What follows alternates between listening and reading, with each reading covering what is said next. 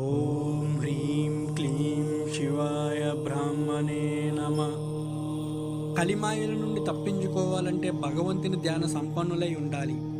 ప్రస్తుత కాలమైన కలియుగం యొక్క ప్రభావం గురించి మరియు దాని నుండి మనల్ని మనం ఎలా కాపాడుకోవాలో బ్రహ్మంగారు చెబుతున్నారు.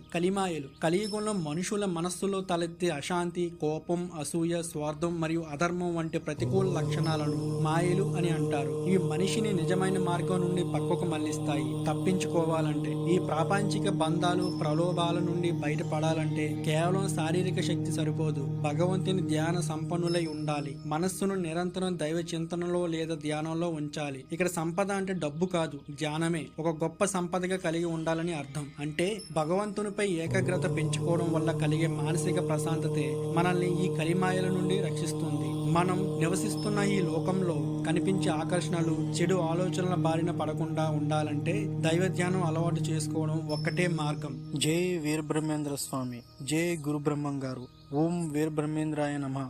శ్రీ వీరబ్రహ్మం గారికి జై. కాలజ్ఞానం బ్రహ్మం గారికి జై. బ్రహ్మం గారి గురించి ఇంకా ఆసక్తికరమైన విషయాలు తెలుసుకోవాలంటే ఇప్పుడే మన ఛానల్ని సబ్స్క్రైబ్ చేయండి.